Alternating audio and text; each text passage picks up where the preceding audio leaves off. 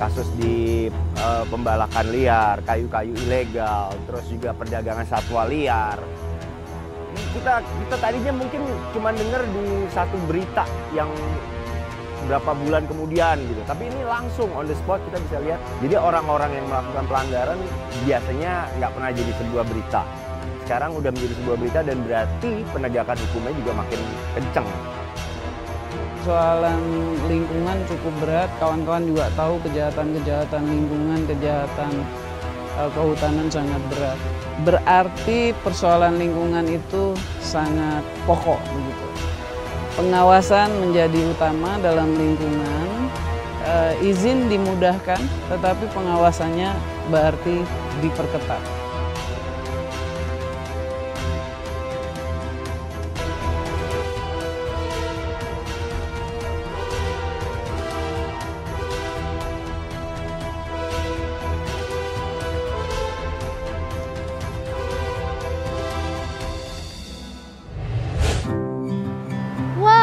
Sobat Hijau, kalian pernah nggak sih mengunjungi Arboretum di Manggala Kementerian Lingkungan Hidup dan Kehutanan? Ini kalau anak senja nih harus banget nih kesini karena ini benar-benar suasana yang berbeda di tengah hiruk pikuk kota Jakarta. Dan sekarang Tasya udah ditemenin sama Mas Bagus dari KLHK. Aku pengen tahu deh sebenarnya Arboretum tuh apa sih? Nah, jadi kalau Arboretum itu sendiri adalah ruang terbuka hijau untuk menanam dan merawat tanaman, tapi untuk kepentingan pendidikan dan juga penelitian. Nah, kalau di Manggala ini namanya Arboretum Lukito Daryadi. Luasannya sekitar 7.000 meter persegi. Sudah ada sejak tahun 1978. Wah, udah puluhan tahun, pantesan di sini tuh rindang banget soalnya pohonnya emang udah ditanam dari berpuluhan tahun yang lalu. Mas Bagus dengar nggak sih? Tuh, ada yang lagi main musik. Oh iya, bener. Kalau gitu, aku pengen ngajak deh Sobat Hijau semuanya, yuk kita ngabuburit di hutan. Ruang kosong yang kumal, dia panasi air dalam bejana, menyiapkan secangkir teh yang hangat, meneduhi bumi dengan adukan kayunya, menemani para pengembara. Buatkan teh ramuan tanganmu, buatkan teh dalam cangkir tanahmu, buatkan. Wow. Ada musisi nih. Maaf ya nyanyi duluan. Kok minta buatkan teh sih? Ini kan belum berbuka puasa. Oh iya ya. Besok Idul Fitrinya tuh lihat aku udah pakai kaftan gini. Habis kayaknya suasananya mendukung, pengen banget tuh ngerasain teh Nanti Indonesia. dong, kita kan soalnya sekarang masih ngabuburit. Yoi. Sebelumnya Ketemu aku buka lagi masker kita di dulu sini, nih. Tasya. Dan mau infoin juga nih ke Sobat Hijau bahwa selama produksi podcast Ngabuburit di Hutan, kita sudah melaksanakan protokol COVID-19 untuk mencegah penularan dari COVID-19. Oke, wah seneng banget ya. Udah ada Ngumpul dua lagi. narasumber di tengah-tengah kita nih. Dan gak kerasa ya besok tuh udah mau Idul Fitri. Semoga Sobat Hijau semuanya diberikan berkah dan kebaikan di bulan Ramadan. Dan kita semua mendapatkan kebaikan menjadi orang yang fitrah lagi di hari yang fitri. Kalau inget-inget soal Idul Fitri, kayaknya hati ini tuh jadi adem gitu ya. Betul. Tapi ademnya itu tuh sama nih kayak gini nih. Kayak lagi ngabuburit di hutan. Ya. Cuman hari ini kita bakalan ngobrolin sesuatu yang agak serius nih. Tema hari ini adalah penegakan hukum, melindungi dan melestarikan hutan beserta isinya. Wah, dan ini Mas Nugi dan Mas Bagus, ini dan Sobat Hijau semuanya, ini ngabuburit di hutan episode terakhir. Iya, episode terakhir. Udah banyak banget nih yang kita obrolin sebelumnya, berbagai isu di bidang lingkungan hidup dan kehutanan seperti deforestasi, konservasi alam, rehabilitasi hutan dan lahan, dan penanggulangan perubahan iklim. Nah, untuk membahas topik yang terakhir ini nih tentang penegakan hukum, kita udah kehadiran dua narasumber kita yang sebelumnya di episode pertama udah sempat hadir ya. Episode pertama, sekarang yang terakhir. Iya. Ya ampun, jadi pembuka dan penutupnya adalah musisi sekaligus penggiat lingkungan, ada Mas Nugi. Iya, teman-teman sahabat hijau, terima kasih bisa ketemu lagi. Tasya, thank you. Dan tentunya tadi kan kita udah ngobrol-ngobrol juga ya, kita kehadiran Mas Bagus Rama Primadian, staf Ditjen Penegakan Hukum. Boleh disapa dulu Sobat Hijau. Selamat sore Sobat Hijau. Nah Sobat Hijau, sebelum kita ngobrol lebih dalam lagi nih soal penegakan hukum di ranah kehutanan dan lingkungan hidup, kita simak dulu yuk video berikut ini. Indonesia, negeri elok nan permai, dianugerahi keanekaragaman hayati yang menjadi satu dengan kearifan masyarakatnya. Memiliki hutan tropis dan laut dengan keanekaragaman hayati terkaya di dunia. Mega biodiversity, ekosistem, habitat tumbuhan dan satwa dunia.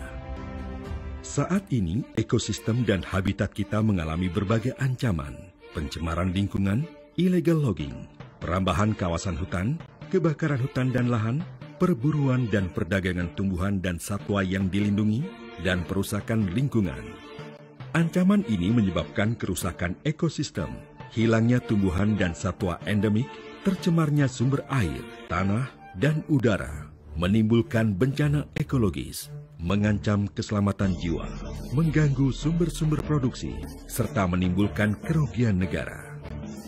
Kejahatan luar biasa ini harus kita tangani bersama secara serius dan konsisten karena melibatkan berbagai pelaku dan jaringan yang terorganisir. Pada tahun 2015, Menteri Lingkungan Hidup dan Kehutanan, Dr. Siti Nurbaya, membentuk Direktorat Jenderal Gakum melalui Permen LHK nomor 18 tahun 2015. Berbagai upaya pencegahan dan penindakan pelaku kejahatan dan jaringannya dilakukan dalam penyelamatan sumber daya alam, mengembalikan kerugian negara dan lingkungan, membangun budaya kepatuhan, serta melindungi hak-hak konstitusi masyarakat untuk lingkungan hidup yang baik dan sehat. Dukungan infrastruktur yang tepat, berbasis sains dan teknologi diperlukan untuk Gakum yang efektif. Sejak 2017, Ditjen Gakum telah mengembangkan pusat intelligence berbasis sains dan teknologi guna mempercepat dan memperkuat surveillance, intelligence, dan pengambilan keputusan. Perlu dilakukan langkah-langkah inovatif dalam membangun kesadaran dan kepatuhan, serta penguatan kapasitas sumber daya manusia. Perlu dilakukan terus-menerus untuk mewujudkan ekosistem penegakan hukum lingkungan hidup dan kehutanan yang handal saat ini dan ke depan. Wah Sobat Hijau, dari video tadi kita jadi tahu ya bahwa ternyata di ranah kehutanan dan lingkungan hidup pun juga ada penegakan hukumnya. Ada polisi-polisinya juga yang khusus menangani kasus-kasus kejahatan atas perusakan lingkungan hidup dan juga kehutanan. Wow, kalau tadi kita udah lihat videonya ya Mas Nugi ya. Menurut Mas Nugi gimana sih? Mas Nugi pernah nggak mendengar atau melihat berita berbagai pelanggaran yang dilakukan masyarakat, baik yang mereka sadari atau tidak ya, soal pengerusakan lingkungan hidup dan juga kehutanan ini? Sering banget yang mungkin sekarang lebih banyak lagi berita yang kita dengar dari media, bahkan online. Dan itu menurut saya salah satu bentuk yang kita bisa lihat secara kasat mata, mulai ada fokus yang lebih khusus. Jadi orang-orang yang melakukan pelanggaran biasanya nggak pernah jadi sebuah berita. Sekarang udah menjadi sebuah berita dan berarti penegakan hukumnya juga makin kenceng. Kasus di pembalakan liar, kayu-kayu ilegal, terus juga perdagangan satwa liar. Makin kedengeran ya?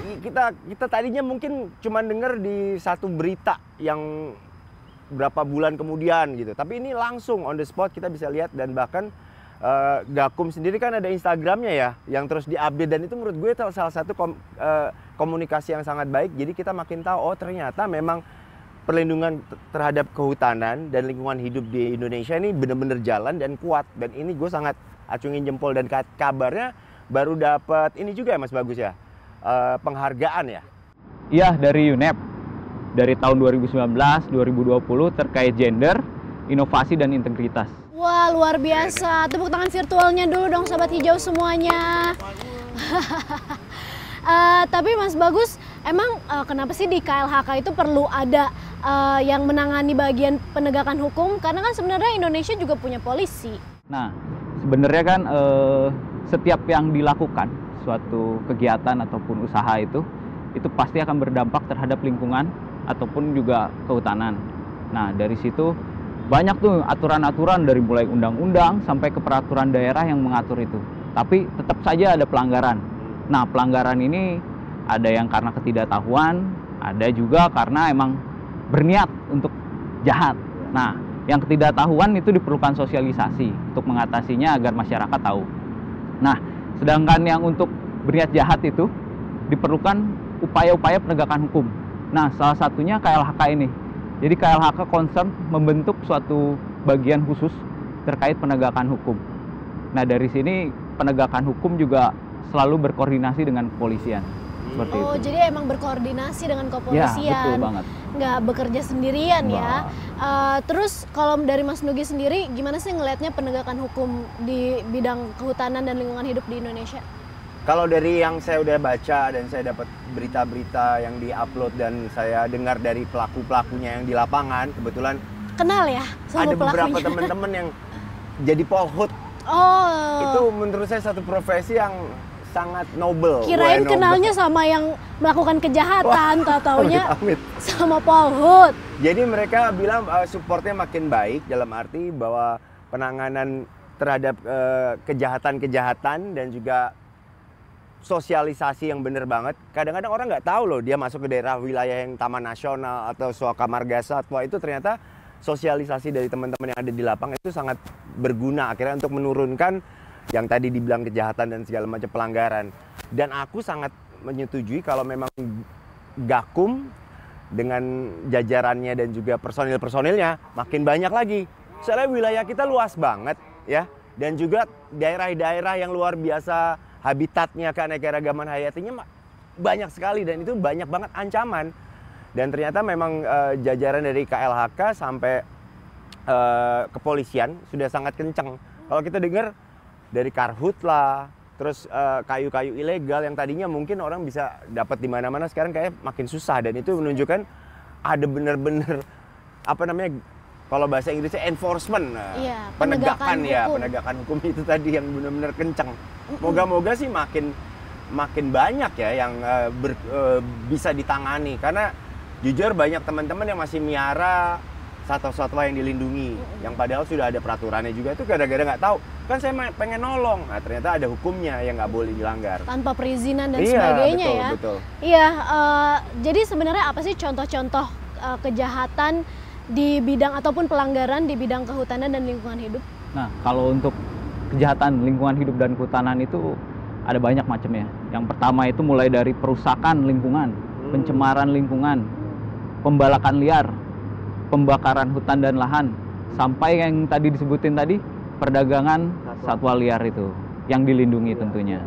Nah, dari situ juga dikategorikan, jadi kejahatan-kejahatan itu dikategorikan sebagai kejahatan luar biasa. Atau hukumannya kayak gimana? Pantesan gue tahu itu Bu Jini tulisannya fight against extraordinary crime. Nah, bener banget. Masuk ke situ. Iya. Jadi kejahatan-kejahatan itu dikategorikan kejahatan luar biasa atau kejahatan extraordinary crime. Kenapa? Karena kejahatan tersebut tidak cuma merusak lingkungan.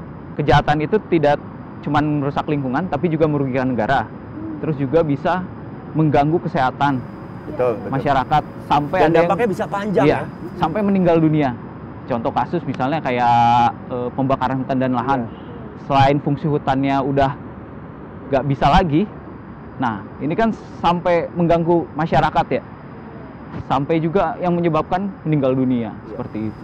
Iya, emang kejahatan-kejahatannya berarti nggak sepele ya, makanya dibilangnya extraordinary crime. Dan itu kalau dilihat spektrum hukumannya itu seperti apa tuh, Mas? Nah, kalau misalnya sebenarnya bervariasi ya, tergantung dari kasusnya apa. Kalau misalnya contoh kasus illegal logging, itu ancaman pidana penjaranya bisa sampai maksimal 15 tahun. Dan dendanya bisa sampai 15 miliar. Wow, jadi denda, penjara, waduh. Benar-benar berarti negara kita juga udah sangat-sangat berusaha untuk melindungi aset di negara ini ya. Tadi kan Mas Nugi sempat singgung juga nih, wilayah Indonesia kan luas gitu kan, berarti kan sumber daya manusia yang dibutuhkan untuk melakukan penegakan hukum ini kan juga harus banyak. Kalau saat ini ada berapa banyak orang sih yang terlibat? Ya, untuk KLHK sendiri memiliki aparat penegak hukum ya.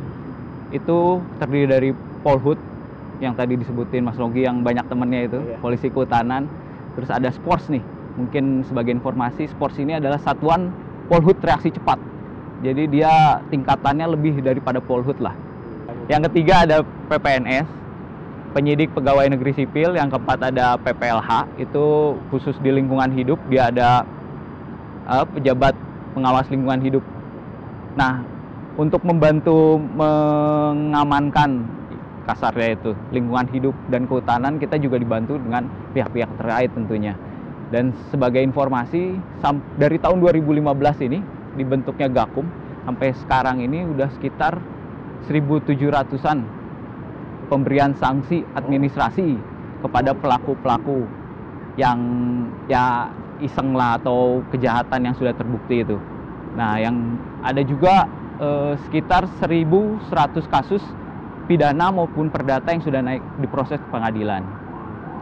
Yang ketiga ada sekitar 1.200 kegiatan operasi, baik pengamanan hutan ataupun perdagangan tadi yang disebutin satwa liar gitu. Mungkin Sobat Hijau, milenials kan pasti pengen juga dong melakukan aksi-aksi heroik.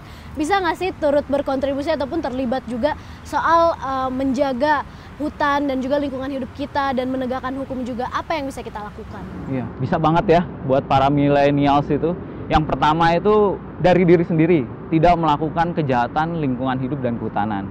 Nah, yang kedua adalah mengingatkan bila ada pelaku-pelaku usaha atau temennya misalnya melakukan kegiatan lingkungan hidup dan kehutanan yang berkaitan dengan lingkungan hidup dan kehutanan itu diingatkan untuk menaati segala peraturannya. Nah, yang ketiga, apabila rekan-rekan milenials ini menemukan adanya indikasi atau dugaan terhadap kejahatan lingkungan hidup dan kehutanan, untuk melaporkan bisa kepada pihak berwenang ataupun kepada kami. Bisa melalui website ataupun medsos, bisa juga via email juga bisa. Seperti itu.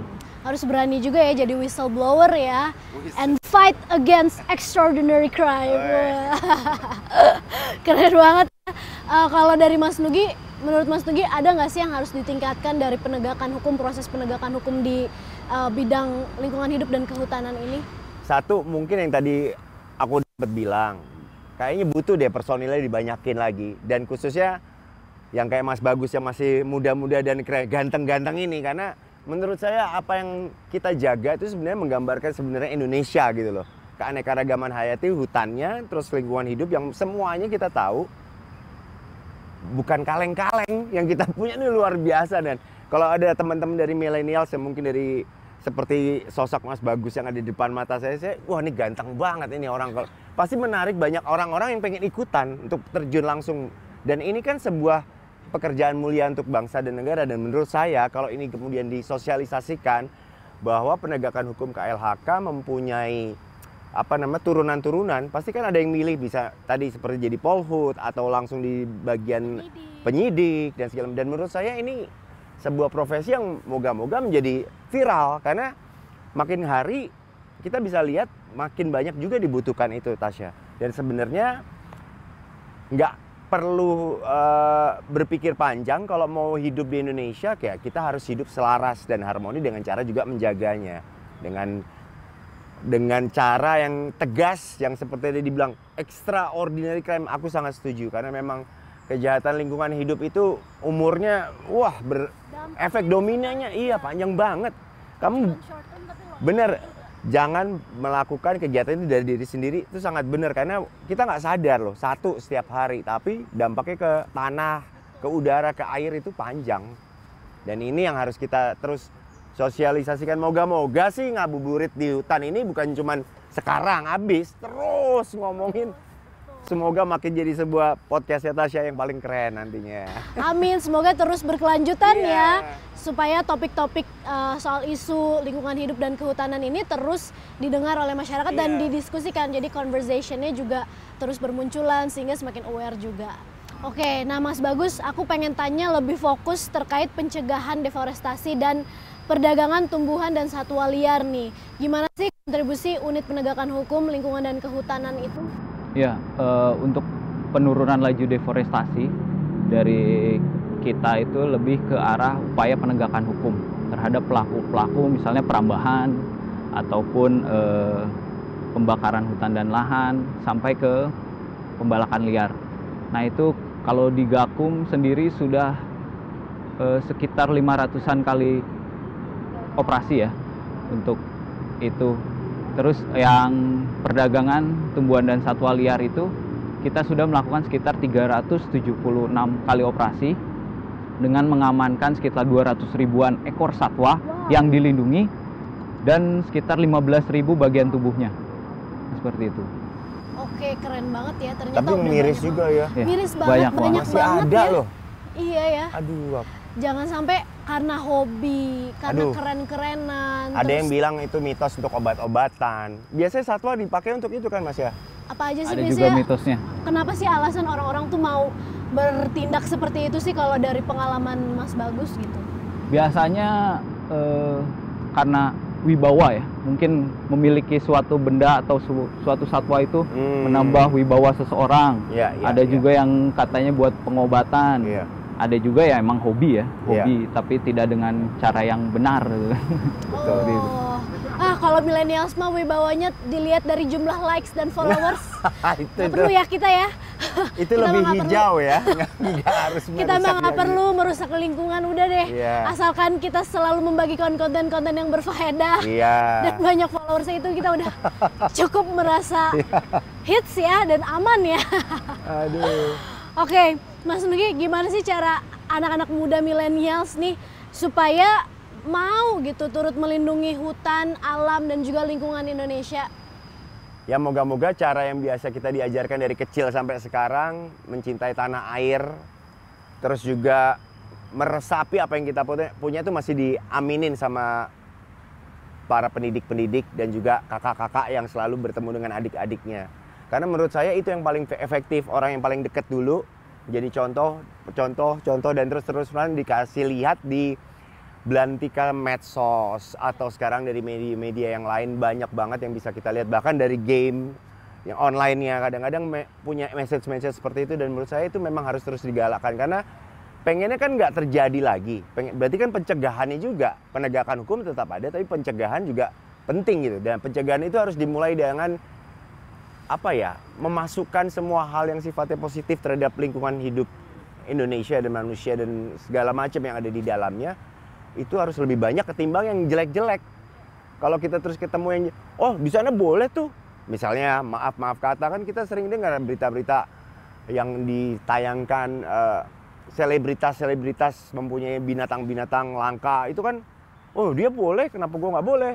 Misalnya kayak gitu. Padahal sebenarnya itu ada satu bentuk kesalahan yang harusnya disosialisasikan. Dan itu yang paling penting buat kita sama-sama ngerti bahwa ada yang boleh dan yang tidak boleh. Yang boleh pasti nggak ngerusak, yang nggak boleh pasti ngerusak, dan itu harus tegas kita kasih tahu. Dan moga-moga siapapun, bukan cuma saya, bukan Tasya, bukan Mas Bagus, itu mempunyai kepedulian dan sekaligus action nyata dari perilaku kita sehari-hari. Menghemat pemakaian sumber daya alam kita juga salah satunya, karena nanti akan seperti tadi pemenuhan kebutuhan pembukaan lahan atau terus segala macam satwa dan tumbuhan yang langka, dan itu menurut saya menjadi sebuah pemicu. Tapi kalau kita udah sadar, nggak perlu lagi, mendingan kita nyari likes dengan cara sharing resep makanan, ya, cara make up, cara nyanyi, dan itu menurut saya cara nyurus tanaman atau menjadi pohut, keren kan?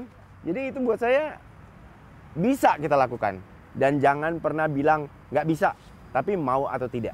Betul banget, setuju banget sama Mas Nugi. Keputusan kita itu tuh dalam tindakan kita sehari-hari harus dipikirkan ya, apakah ini akan berdampak pada lingkungan kita. Karena apa yang kita lakukan ya itu runtutannya bakalan bisa banyak tuh. Dan dampaknya juga apakah ini menginfluence orang lain gitu untuk melakukan hal baik ataupun hal yang buruk gitu kan.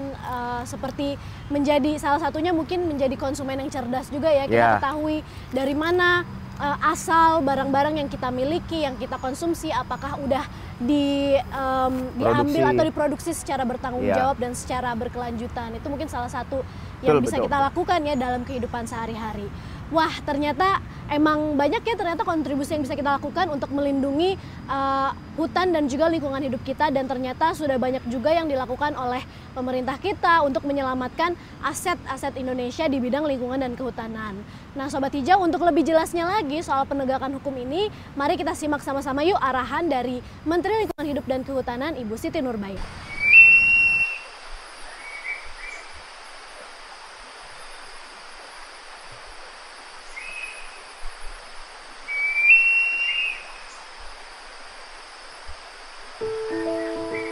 Terima kasih Mbak Tasya, selamat sore generasi muda Indonesia yang saya cintai.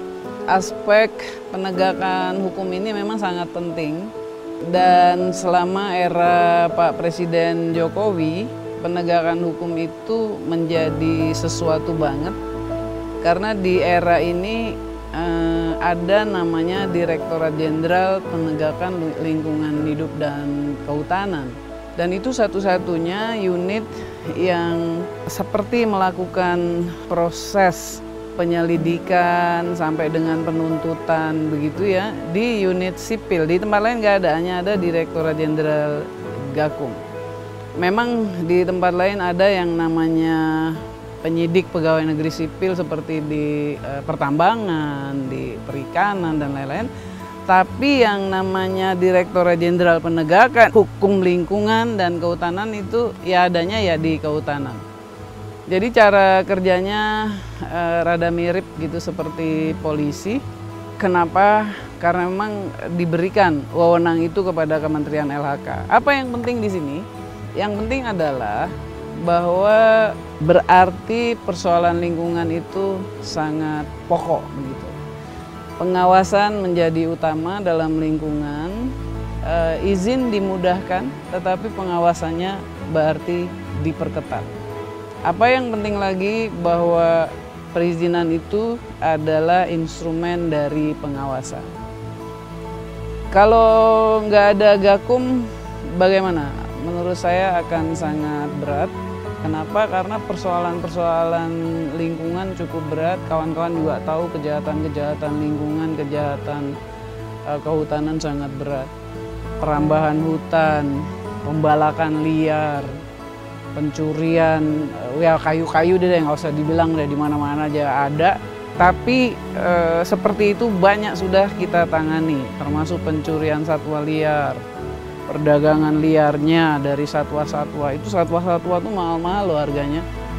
Buaya aja tuh yang segini misalnya ya, panjangnya itu sepasang tuh harganya bisa 8.000 euro, bayangin aja. Jadi memang kejahatan lingkungan itu besar. Belum lagi yang namanya pencemaran, kejahatan pencemaran ataupun apa namanya cerobong asap apa segala macam itu orang sembarangan. Dan inilah yang diawasi. Di kita ada Direktorat Jenderalnya yang mengurus. Jadi urusannya ya kerusakan lingkungan, kemudian pencemaran, perburuan, pembalakan liar, perburuan satwa liar, seperti itu yang kita olah.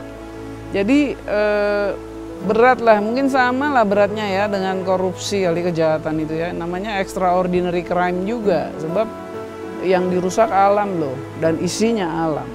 Nah selama ini Kementerian LHK sebetulnya sejak di era Pak Jokowi inilah diintensifkan. Jadi ada 3 layernya ya, ada sanksi hukum pidana, ada perdata dan ada administratif. Nah, kita mengawali penerapan sanksi administratif itu di tahun 2015 ketika kebakaran hebat, dan itu untuk pertama kalinya sanksi administratif itu dijalankan. Sebetulnya undang-undangnya udah ada 32 tahun 2009, tapi kita baru memulainya, dan karena itu menurut kebutuhan dan memang harus kita lakukan. Sehingga dilakukanlah penerapan sanksi. Bayangin ya, tahun itu 2015 masuk ke 2016 itu puluhan kena karena pelanggarannya banyak sekali ya, ratusan begitu, dikaitkan dengan kebakaran hutan. Nah, pada saat ini yang dikerjakan oleh LHK sejak 2015 itu sudah lebih kurang 1.747 sanksi administratif. Sanksi administratif itu artinya sanksi paksaan yang diterapkan oleh pemerintah kepada perusahaan ataupun kepada orang. Jadi caranya dilakukan paksaan untuk misalnya memperbaiki sistem, untuk memperbaiki atau pemulihan, misalnya seperti itu. Jadi kita juga sudah menyelesaikan sebanyak 1.570 kali operasi, dan itu identik kira-kira antara penyelamatan 8-11 juta hektar gitulah kalau di hutan. Dan juga sudah membawa kasus pidana dan perdata lebih dari 1.100 kasus. Pada saat ini udah banyak sebetulnya yang kena pengadilan, keputusannya juga sudah banyak juga. Perintah untuk mengganti pemulihan ataupun sanksinya itu juga triliunan, belasan triliun, tetapi memang bagaimana mengeksekusi itu kan karena keterkaitan banyak pihak. Jadi tidak mudah memang aspek hukum ini, karena tidak bisa sendirian juga kementerian. Kita bekerja bersama-sama polisi, kita pasti bersama Kejaksaan Agung, juga bersama-sama dengan pengadilan. Oleh karena itu, kawan-kawan, saya kira yang paling penting sih sebetulnya kalau aspek Gakum sih, kalau bisa nggak usah ke pidana-pidana deh. Membuat badan orang itu dikurung itu sebetulnya juga bukan hal yang menyenangkan gitu. Tidak enak lah gitu, kita harus melakukan hukuman-hukuman itu. Oleh karena itu saya kira yang paling penting adalah bagaimana kita melakukan pencegahan. Nah, terutama sekarang ini yang paling banyak itu mungkin disadari atau tidak disadari, itu penjualan dan promosi-promosi perdagangan satwa itu secara tidak legal itu juga terjadi. Oleh karena itu saya kira saya mau minta tolong kepada seluruh generasi muda kita yang kepo, yang suka online, yang tahu ada masalah seperti ini, ayo kita cegah deh. Kasih tahu nggak hukumannya lo gitu. Ada itu undang-undangnya, ada undang-undang 590, ada undang-undang 32 2009. Kalau kebakaran hutan ada undang-undang 41 tahun 99. Jadi ya mari kita tegakkan hukum, kita ikut berpartisipasi menyelamatkan lingkungan kita, cegah kejahatan lingkungan yang sepanjang kita ketahui. Begitu ya, terima kasih, selamat berbuka puasa. Ini udah sedia nih minumannya. Makasih. Wah, memang nggak main-main ya Sobat Hijau ya. Penegakan hukum untuk segala pelanggaran dan kejahatan lingkungan hidup dan juga kehutanan itu tuh ada hukum pidananya juga, ada hukum administrasinya juga, dan ini dianggap serius banget sama pemerintah kita. Ini sesuatu tadi udah disebutkan ya, suatu extraordinary crime gitu. Jadi jangan dianggap remeh. Dan untuk melindungi alam kita dari kerusakan, pemerintah juga nggak bisa bekerja sendirian. Pastinya komunitas masyarakat, dunia usaha, akademisi, aktivis, influencers, selebgram, semuanya juga harus saling bergotong royong dan saling menyuarakan serta bertindak untuk melindungi hutan dan lingkungan hidup kita. Nah, sebelum kita menutup ngabuburit di hutan untuk tahun ini nih Mas Nugi, wah, kira-kira ada nggak sih pesan-pesan untuk Sobat Hijau? Yuk, mulai dari sekarang kita selalu menerapkan kegiatan yang ramah lingkungan, mulai diri sendiri. Apapun kita mulai berpikir ulang dari dampak-dampak yang kita hasilkan dari setiap kegiatan, dari bangun tidur sampai tidur. Dan itu gampang caranya. Tinggal klik di internet, semuanya dapat. Oh, kita bisa begini. Terus kita juga menjadi watch group. Kita selalu memantau di sekeliling kita ada kejadian-kejadian yang mungkin menjadi informasi yang penting untuk teman-teman dari Gakum yang menurut saya butuh support. Dan ini saya sangat setuju untuk kita semuanya punya kontribusi. Dan mulai dari sekarang kita selalu berpikir mencintai, mencegah, dan sekaligus menjaga yang kita punya di negeri indah. Indonesia Luar tercinta biasa, setuju banget.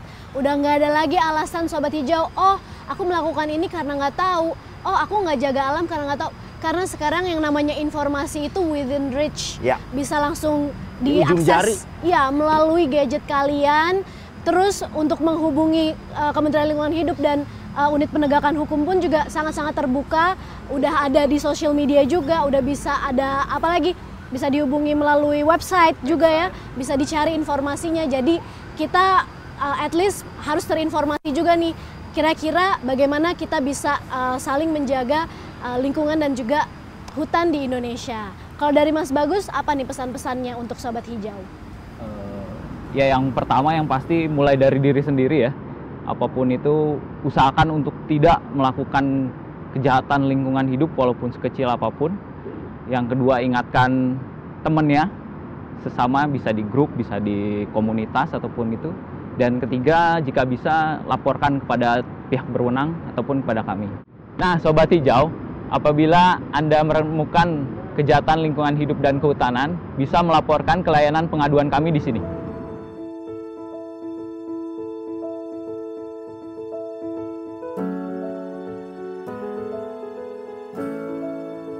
Tuh, Sobat Hijau sekarang udah tahu kan gimana caranya kita bisa berkontribusi juga dan menjadi bagian dari penegakan hukum untuk lingkungan hidup dan hutan di Indonesia. Sobat Hijau, demikianlah rangkaian Ngabuburit di Hutan. Semoga podcast Ngabuburit di Hutan ini bisa menambah pengetahuan Sobat Hijau tentang kondisi lingkungan dan juga hutan di Indonesia, dan tentunya semakin menguatkan semangat kita semua untuk jaga terus, lestarikan terus lingkungan hidup dan hutan di Indonesia. Terima kasih banyak Sobat Hijau yang sudah setia menyaksikan Ngabuburit di Hutan, dan tentunya terima kasih buat Mas Nugi, Mas Bagus, dan semua narasumber yang sudah bergabung sharing pengalaman dan ilmunya di Ngabuburit di Hutan. Wah, ini nih udah buka puasa terakhir nih. Pasti Sobat Hijau mau segera merayakan kemenangan dan mau menyiapkan buka puasa yang spesial untuk puasa yang terakhir. Jadi Tasya, Mas Nugi, dan juga Mas Bagus undur diri. Terima kasih atas perhatiannya. Sampai jumpa di kesempatan lain. Bye-bye. Baik, kita sampai ke bagian akhir dari seluruh episode agendanya Mbak Tasya ini. Terima kasih kepada Mas Nono, Mas Ari, dan Mas Budi, dan semua krunya Humas. Ini di bulan puasa menjelang akhir bulan Ramadan. Saya menyampaikan ucapan terima kasih kepada seluruh Sobat Hijau yang menyaksikan dan menyukai agenda ini. Terima kasih. Kita akan mengakhiri dulu sampai sini. Nanti saya tanya lagi Mas Nunu karo Humas itu kalau bisa dilanjutin, nanti kita lihat sama-sama ya. Selamat Lebaran. Terima kasih. Selamat Idul Fitri. Terima kasih. Segenap tim produksi Ngabuburit di Hutan, Kementerian Lingkungan Hidup dan Kehutanan mengucapkan selamat Idul Fitri 1442 Hijriah. Minal aidin wal faizin. Mohon maaf lahir dan batin. Allahu Akbar, Allah